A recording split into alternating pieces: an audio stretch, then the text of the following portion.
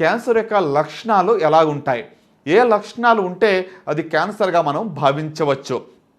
ఇది ఆలోచించినట్లయితే మరి సింపుల్గా ఇంగ్లీష్లో అయితే దాన్ని కాషన్ అంటాము.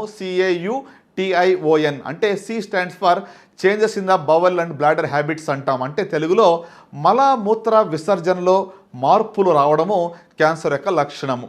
మీకు మల విసర్జనలో ప్రత్యేకంగా మరి అధికంగా మీకు మోషన్ అవ్వటం లేదు, లేకుంటే విరోచనాలు అధికంగా అవుతున్నాయి, విరోచనాల్లో చీము పడుతుంది, లేక రక్తం పడుతుంది, లేకుంటే మరి మీకు నార్మల్గా మోషన్స్ అవ్వటం లేదు, ఒక నెల అయినా కూడా తగ్గటం లేదు, ఈ ఇబ్బందులు నెల కన్నా ఎక్కువ రోజులు ఉన్నాయి అంటే అది క్యాన్సర్ యొక్క లక్షణం అయి ఉంటుంది.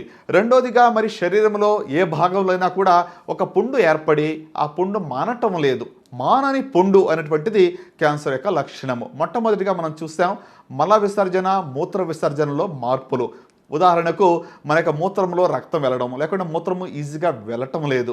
సో కాబట్టి అది లక్షణం అయి ఉండొచ్చు. రెండోదిగా నేను చెప్పినట్లు మరి పుండు, మానని పుండు నోట్లో కావచ్చు, లేకుంటే స్కిన్లో కావచ్చు, ఎక్కడైనా కూడా మానకుండా పుండు ఉన్నట్లయితే, ఉదాహరణకు మరి మనం నాలుక ఖర్చుకున్నట్లయితే ఆ యొక్క పుండు వారము 10 రోజుల్లో మానిపోతుంది. కానీ 2-3 వారాలైనా కూడా పుండు మానటం లేదు అంటే అది క్యాన్సర్ యొక్క లక్షణం అని గుర్తించాలి. అలాగనే మూడవదిగా మరి మనం చూసినట్లయితే శరీరంలో ఏ భాగంలో నుంచి అయినా కూడా అధికంగా రక్తస్రావము, లేకుంటే తెల్లబట్ట కానీ ఎర్రబట్ట కానీ అధికంగా అవుతున్నట్లయితే అది క్యాన్సర్ యొక్క లక్షణం అని మనం అనుకోవచ్చు. అలాగనే మరి మన యొక్క పుట్టుమచ్చలో ఇటీవల మార్పు వచ్చినట్లయితే, ఆ యొక్క మచ్చ పెరిగినట్లయితే, లేకుంటే అక్కడ ఏమైనా రక్తం కారినట్లయితే దాన్ని కూడా క్యాన్సర్ లక్షణంగా మనం భావించవచ్చు. తర్వాత మరి మనకు శరీరంలో క్రొత్తగా కణితులు ఏదైనా ఏర్పడ్డాయా అంటే రొమ్ములో కావచ్చు, మరి శరీరంలో ఏ భాగంలో అయినా కూడా క్రొత్తగా కణితులు ఏర్పడి పెరుగుతున్నట్లయితే నొప్పి లేకపోవచ్చు, అయినా కూడా ఇటీవల ఏర్పడిన కణితులు పెరుగుతూ ఉన్నట్లయితే మరి అది క్యాన్సర్ యొక్క లక్షణంగా మనం భావించవచ్చు. అలాగనే మానని దగ్గు, ఒక నెల అయింది దగ్గు తగ్గటం లేదు అంటే అది క్యాన్సర్ యొక్క లక్షణంగా మనం భావించవచ్చు. So change in bowel and bladder habits, a sore which does not heal, unusual bleeding or discharge, thickening or lump anywhere in the body, indigestion or difficulty in swallowing, obvious change in the birth mole or wart, and lastly nagging cough. So కాబట్టి ఈ లక్షణాలు గలవారు neglect చేయకుండా వెంటనే మీరు వైద్యుని సంప్రదించినట్లయితే ముందుగా కొన్ని పరీక్షలు చేసి జబ్బు ఉన్నదా లేదా అని నిర్ధారణ చేయడం జరుగుతుంది. ఈ లక్షణాల గురించి నేను చెప్పడానికి ఒక ముఖ్యమైన కారణం ఉంది. చాలామంది మన దేశంలో మరి 3వ స్టేజ్లోను 4వ స్టేజ్లోను వస్తూ ఉంటారు. ఎందుకంటే ఈ జబ్బు చాలా లేట్ స్టేజ్లో కనుగొనడానికి కారణం ఏమిటి అంటే ఈ యొక్క లక్షణాలని ఇగ్నోర్ చేసి మరి చాలా లేటుగా మా ఎదుకు వాళ్ళు వస్తూ ఉంటారు. సో కాబట్టి 80% మంది ముదిరిన స్టేజ్లో మన దగ్గరికి వస్తారు. క్యాన్సర్ రిజల్ట్స్ బాగా ఉండాలి అంటే ముందశలో జబ్బును కనుగొంటే పూర్తిగా నయం చేయడానికి వీలు పడుతుంది. సో కనుక ముందశలో జబ్బు కనుగొనాలి అంటే లక్షణాలు మనకు తెలిసి ఉండాలి.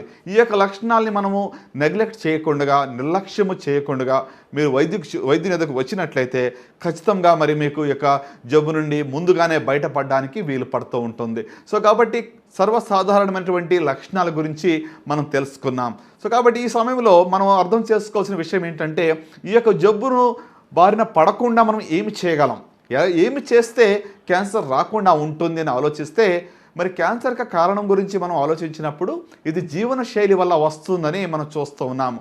సర్వసాధారణమైనటువంటి మరి కారణం ఏంటి అని చూస్తే మనకి జీవనశైలి అనగా మనం తినేటువంటి ఆహారం కావచ్చు, మనం తాగేటువంటి నీళ్లు కావచ్చు, మనం పీల్చేటువంటి గాలి కావచ్చు, లేక మనకు అలవాట్లు కావచ్చు. అలవాట్లు అనగానే పొగ త్రాగటము, పొగ నమలటము, మరి మద్యపానం అధికంగా చేయటం, ఈ యొక్క అలవాట్ల వల్ల మన యొక్క జీవితంలో చాలా ప్రభావం పడుతూ ఉంటుంది. చాలామంది చెప్తూ ఉంటారు నేను పొగ త్రాగటం లేదు, ఇబ్బంది ఏమీ లేదు, మా ఫ్రెండ్స్ పొగ తాగుతున్నారు ఏంటి అని. కానీ సెకండ్ హ్యాండ్ స్మోక్ అని ఒకటి ఉంటుంది. దాని ద్వారా మరి మీ యొక్క మిత్రుడు పొగ త్రాగినట్లయితే వాడు వదిలిపెట్టేటువంటి ఆ యొక్క పొగలో ఉన్నటువంటి టాక్సిక్ కెమికల్స్ సుమారుగా 50కి పైగా క్యాన్సర్ కాజింగ్ కెమికల్స్ అందులో ఉంటాయి. వాటి వల్ల మరి క్యాన్సర్ యొక్క రిస్క్ అనేటువంటిది పొగ త్రాగని వారికి కూడా ఉంటుంది. 25% లంగ్ క్యాన్సర్లు, ఊపిరితిత్తుల క్యాన్సర్లు మరి సెకండ్ హ్యాండ్ స్మోక్ వల్ల వస్తూ ఉంటున్నాయి. సో కాబట్టి మరి బైబిల్లో రాయబడినట్లుగా మరి మనం ఎవరితో సాంగత్యం చేస్తున్నాం అది కూడా చాలా ప్రాముఖ్యమని మనం గుర్తెరగాలి.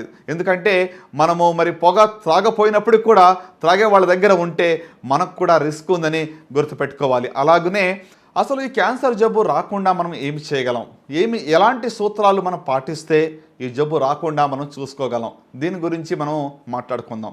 మొట్టమొదటిగా మరి ఒకవేళ మీరు పొగ త్రాగుతున్నట్లయితే మానేయాలని నేను మనవి చేస్తున్నాను. ఎవరైనా కూడా పొగ నములుతున్నట్లయితే పొగాకును దయచేసి మానేయండి. మొట్టమొదటి సూత్రము పొగాకు నమలటము, పొగాకు త్రాగటము మానేయాలి. దీనివల్ల 40 నుంచి 50% క్యాన్సర్లు మనం నియంత్రించవచ్చును. సో కాబట్టి మొట్టమొదటి సూత్రము పొగాకు మానేయడము.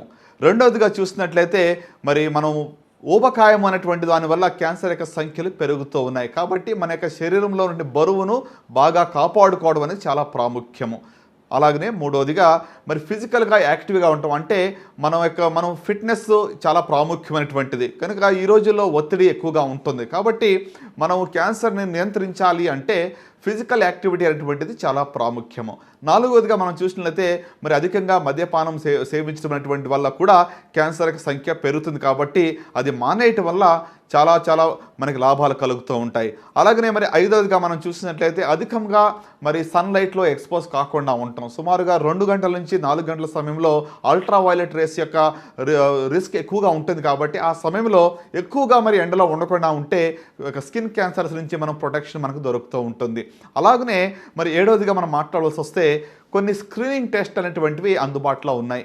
అలాంటివి మనం చేయించుకున్నట్లయితే జబ్బు మనలో లేకపోయినప్పుడు కూడా, ఆ లక్షణాలు మనలో లేకపోయినప్పుడు కూడా ముందుగానే ఈ యొక్క జబ్బును కనుగొనటానికి వీలు పడుతూ ఉంటుంది. సో స్క్రీనింగ్ టెస్ట్స్ అని అంటాం. కొన్ని కామన్ క్యాన్సర్స్, ప్రత్యేకంగా రొమ్ము క్యాన్సర్ కావచ్చు, సర్వైకల్ క్యాన్సర్ కావచ్చు, కొలన్ క్యాన్సర్ కావచ్చు, ప్రోస్టేట్ క్యాన్సర్ కావచ్చు, లేకుంటే ఓరల్ క్యాన్సర్ కావచ్చు, వీటికి సంబంధించి కొన్ని సులువైన ఎంతో తక్కువ ఖరీదుతో కూడిన కొన్ని పరీక్షలు మనకు అందుబాటులో ఉన్నాయి. అవి చేయించుకున్నట్టు ద్వారా ఈ యొక్క జబ్బును మనం ముందుగానే కనుగొనటానికి వీలు పడుతుంది. వాటినే స్క్రీనింగ్ టెస్ట్ ఫర్ క్యాన్సర్ అని చెప్తూ ఉంటాం.